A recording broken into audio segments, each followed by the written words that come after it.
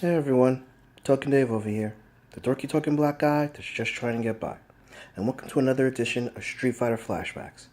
In celebration of the 30-year anniversary of Street Fighter, I'm taking it upon myself to share my memories of playing the arcade and console games at that period of time, and as well give my reviews or feelings on other Street Fighter related media.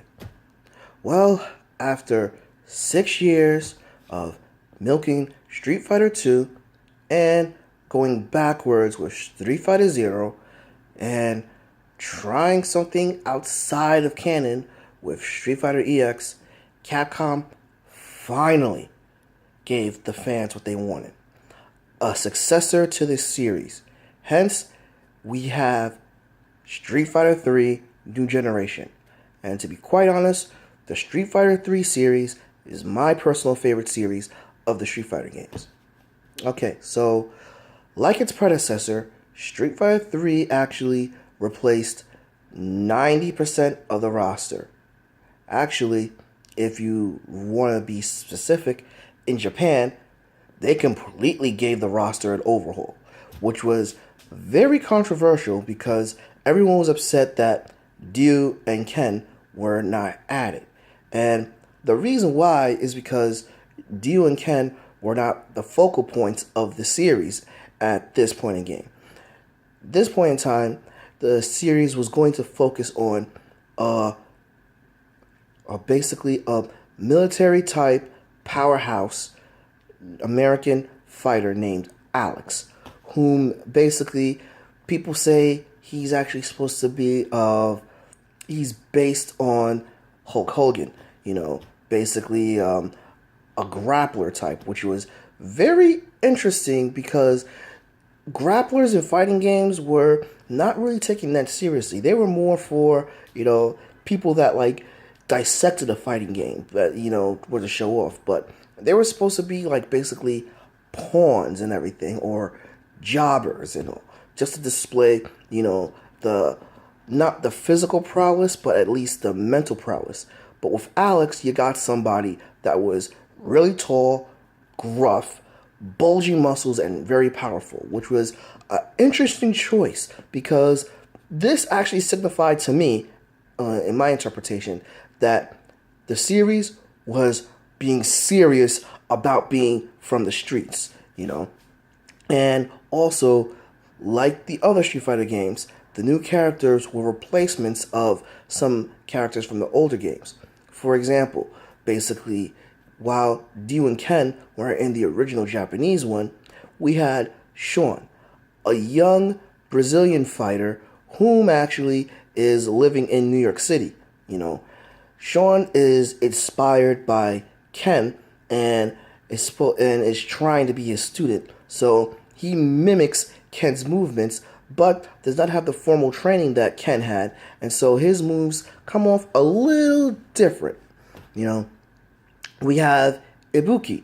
Ibuki is a ninja who actually is a teenage girl, and she actually is from a remote tribe and is given a task and everything, but all she wants to do is be a high school student and chase boys around, And we have Dudley, English boxer whom is very well mannered and everything. He's more of the English gentleman, dignified, etiquette, uses appropriate language, but don't let this uppity fool you because he is a badass and is actually like, the pugilist champion of Europe.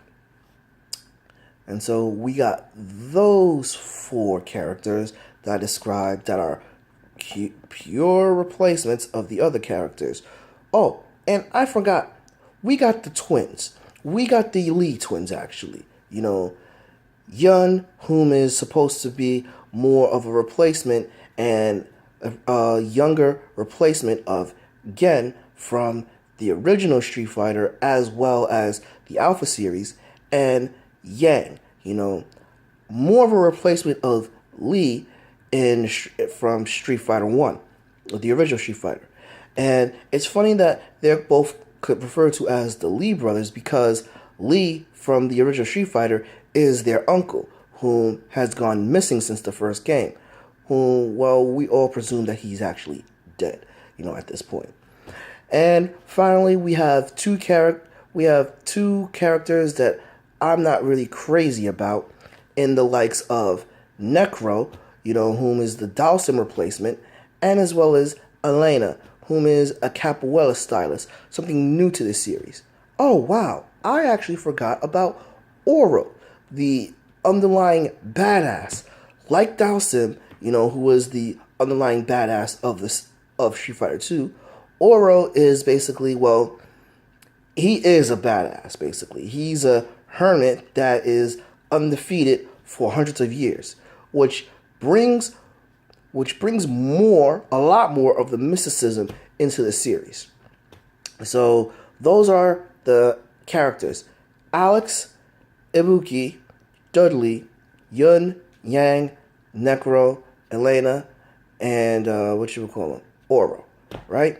So those are 8 characters, right? But in this game, I have to state that Yun and Yang, they're pretty much the same character, only you get Yun if you press the punch buttons, and you get Yang if you press the kick buttons. That changes in the next game. So Street Fighter 3 really, really had a hard time finding its footing because Ryu and Ken was not in the original game release in Japan, but they finally brought them back in Japan, in another port, and when it came to America, we actually had all 10 characters: Ryu, Ken, Alex, Ibuki, Dudley. Ryu, Ken, Alex, Ibuki, Dudley, Elena, Oro, Necro, Yun, and Yang, right? And Sean as well. So when it came out in America, at least for me, like the original game, it was pretty hard to find. I only saw 2 places in the Bronx that had it. There was a Blimpies in Parkchester, and then I had to go all the way to Fordham Road to play Street Fighter 3 if I wanted to play it in the Bronx. And I usually ended up playing it in Parkchester and Blimpie, primarily because my dojo, right, kind of moved to Zariga Avenue, and that was the last time I was in that dojo. I ended up going more to, this is when I started to take Kung Fu lessons, which my Kung Fu lessons didn't take really long, but I started to take Kung Fu lessons for 6 months, and it was in the Castle Hill section, which Castle Hill and Parkchester were a lot closer. And, so I was able to play the games there until I just realized, screw it.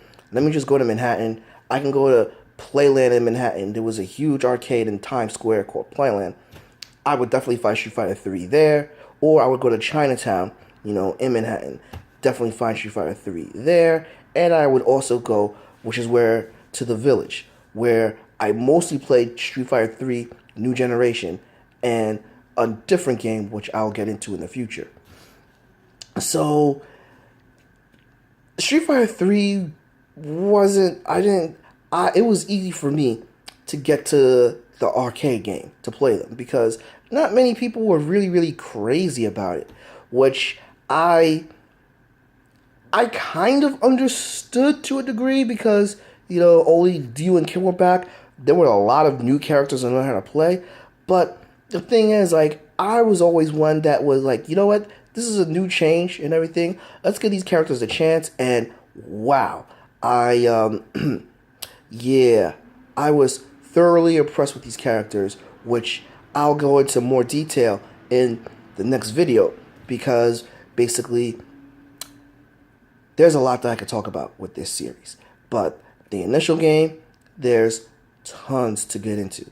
So, what do you guys think so far of my description of the characters of Street Fighter 3? Did you like them? Do you like them? Are there any favorites of yours?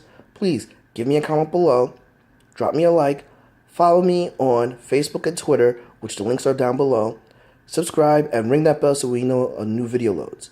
But until then, this has been Token Dave, the dorky token black guy who's just trying to get by, and I'll catch you guys later.